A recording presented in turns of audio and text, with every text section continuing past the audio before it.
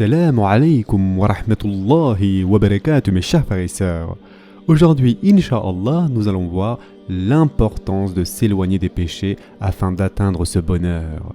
Mes chers frères et sœurs en islam, il est important de délaisser les transgressions et de s'abstenir de commettre des péchés, car commettre des péchés provoque le malheur de l'être humain et lui barre l'accès au bonheur, puisqu'il s'éloigne de l'adoration d'Allah Azzawajal et obéit à son âme qui lui ordonne de faire le mal. Or, lorsque l'âme n'est pas dissuadée par la vérité, elle suit le faux. Et Allah Azzawajal dit à ce propos, « Pas du tout, mais ceux qu'ils ont accomplis couvrent leur cœur. » Surat al-Mutaffifin, verset 14. Le prophète sallallahu alayhi wa sallam nous explique ce verset. Et il nous dit, « Lorsque le croyant commet un péché, un point noir s'inscrit au sein de son cœur. S'il se repent, abandonne ce péché et demande le pardon d'Allah, son cœur retrouve sa clarté. S'il commet plus de péchés, le point noir s'étend jusqu'à recouvrir entièrement son cœur. C'est de cela que parle Allah Azzawajal lorsqu'il dit « Pas du tout, mais ce qu'ils ont accompli couvre leur cœur. » Surat al-Mutaffifin, verset 14. Et ce hadith a été rapporté par Muslim. De plus, afin que le musulman s'abstienne de commettre des péchés et des transgressions, le prophète sallallahu alayhi wa sallam nous apprend les conséquences néfastes des transgressions.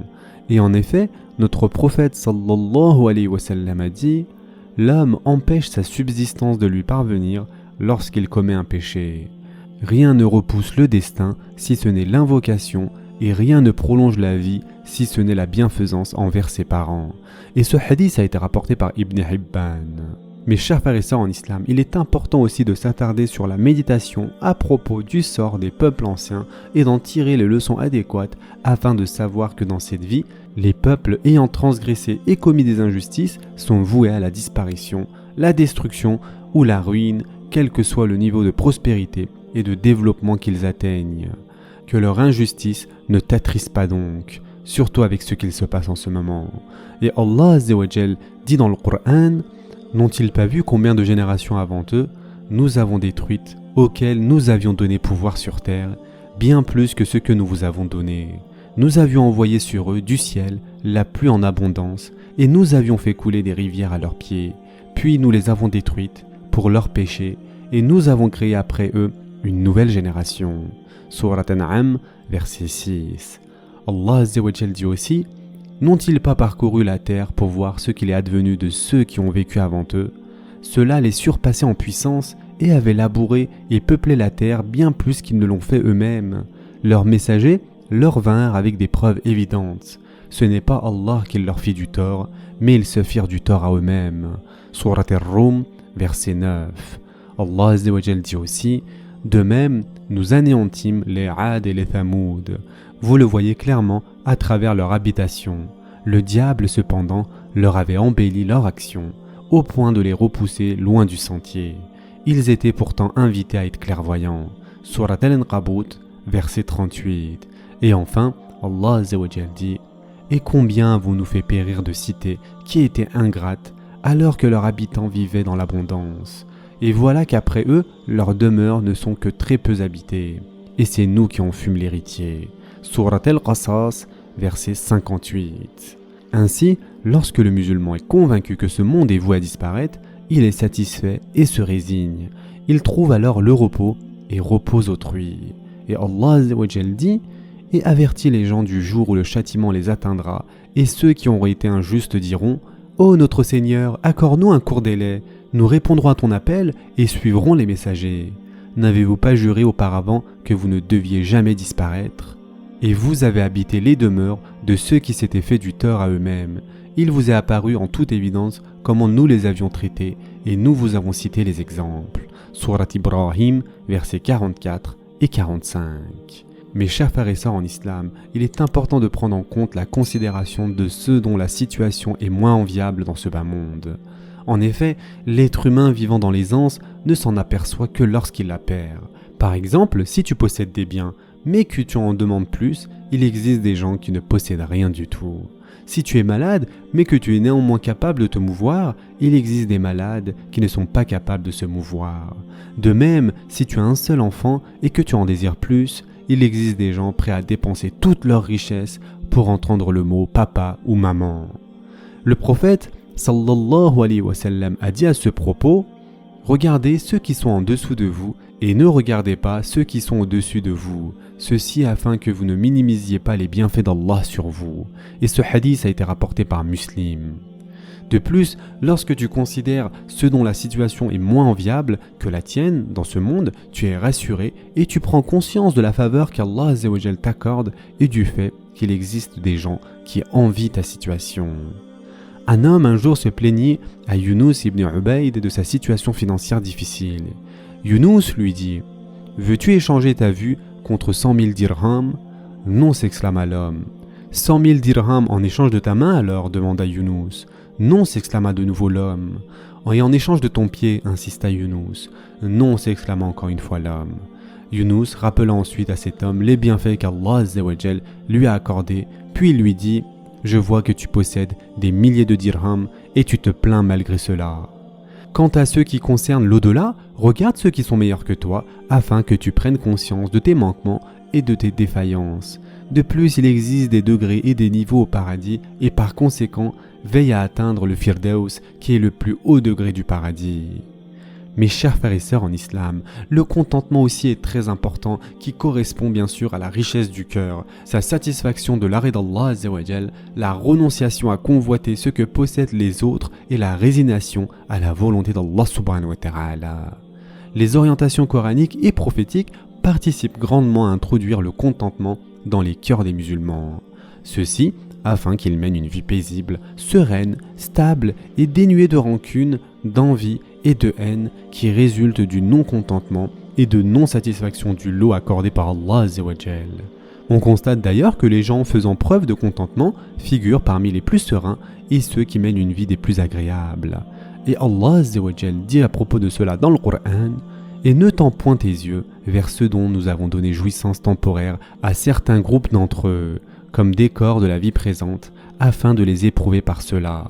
Ce qu'Allah fournit au paradis est meilleur et plus durable. » Surat Taha, verset 131. De plus, le prophète sallallahu alayhi wa sallam a dit: « A réussi celui qui s'est soumis à Allah, qui a comme subsistance ce qui lui suffit et qu'Allah contente de ce qu'il possède. » Et ce hadith a été rapporté par Muslim. Par ailleurs, l'amour de ce bas monde et la jouissance de ce qu'il contient font partie de la nature humaine, comme nous l'apprend le prophète sallallahu alayhi wa sallam lorsqu'il a dit: « Si le fils d'Adam possédait 2 vallées remplies de biens, il en voudrait une 3e. Rien d'autre que la terre ne peut remplir les entrailles du fils d'Adam, et Allah accepte le repentir de celui qui se repent. » Ce hadith a été rapporté par Bukhari. Mes chers frères et sœurs en islam, les orientations prophétiques ont un rôle considérable dans la réduction de cet amour chez le musulman et le persuade de se contenter de peu. Et en effet, le prophète sallallahu alayhi wa sallam a dit: « Quiconque parmi vous se réveille en toute sécurité dans sa maison, en bonne santé, ayant à sa disposition suffisamment de nourriture pour la journée, c'est comme s'il possédait le monde entier et tout ce qu'il contient. » Et ce hadith a été rapporté par Tirmidhi. Si l'on y réfléchit vraiment, on s'aperçoit que ces 3 choses représentent ce dont l'être humain a besoin durant le jour qu'il vit. Quant au lendemain, seul Allah subhanahu wa ta'ala sait de quoi il sera fait, car tu ne sais pas si tu vivras jusqu'à demain ou non, et tu ne sais pas non plus si l'argent qui est sur ton compte y sera encore demain. En effet, tout peut arriver. Et Allah Azza wa Jal dit à propos de cela: « La connaissance de l'heure est auprès d'Allah, et c'est lui qui fait tomber la pluie salvatrice, et il sait ce qu'il y a dans les matrices. Et personne ne sait ce qu'il acquérera demain, et personne ne sait dans quelle terre il mourra. Certes, Allah est omniscient et parfaitement connaisseur. » Surat Luqman, verset 34. Et enfin, pour terminer pour aujourd'hui, la résignation à la volonté d'Allah Azza wa Jal est le fait de s'en remettre à lui, car il est celui qui dispose de ce qu'il a créé, celui qui donne à qui il veut, celui qui refuse de donner ce qu'il veut, celui qui rend puissant qui il veut, celui qui humilie qui il veut, celui qui répartit les subsistances et les donne. Et en effet, Allah Azza wa Jal dit dans le Coran: « Dis, ô Allah, maître de l'autorité absolue, tu donnes l'autorité à qui tu veux et tu arraches l'autorité à qui tu veux, et tu donnes la puissance à qui tu veux, et tu humilies qui tu veux. Le bien est dans ta main, et tu es omnipotent. Sourate Ali Imran, verset 26. Mes chers frères et sœurs en islam, il est important de comprendre que les subsistances sont déterminées et réparties alors que l'être humain est un fœtus dans le ventre de sa mère, conformément au hadith dans lequel le prophète sallallahu alayhi wa sallam a dit « La conception de chacun de vous dans le ventre de sa mère s'accomplit en 40 jours. D'abord sous la forme d'une semence, puis sous celle d'une adhérence pour une même période, puis sous celle d'un morceau de chair pour une période semblable. Ensuite, un ange lui est envoyé pour qu'il lui insuffle l'esprit vital, mais reçoit avant l'ordre d'inscrire 4 décisions le concernant, à savoir ce qui lui est imparti comme subsistance, sa durée de vie, et s'il sera heureux ou malheureux. Ensuite, il y insuffle l'esprit vital, et ce hadith a été rapporté par Bukhari et Muslim. De plus, tout être humain recevra ce qu'Allah Azzawajal détermina à son attention, que ce soit la subsistance ou la longévité. En sachant cela, il connaît la sérénité et la satisfaction, et le prophète sallallahu alayhi wa sallam a dit à ce propos « L'Esprit Saint insufflant en moi qu'aucune âme ne quittera ce bas monde avant d'avoir épuisé sa longévité et sa subsistance. » Soyez donc modérés dans la recherche de votre subsistance et que le retard dans le gain de votre subsistance ne vous pousse pas à la rechercher par la désobéissance à Allah, car on obtient ce qu'Allah détient qu'en lui obéissant. Et ce hadith a été rapporté par At-Tabarani. Ce sera tout pour aujourd'hui. En attendant, prenez soin de vous mes chers frères et sœurs et à très prochainement, Inch'Allah.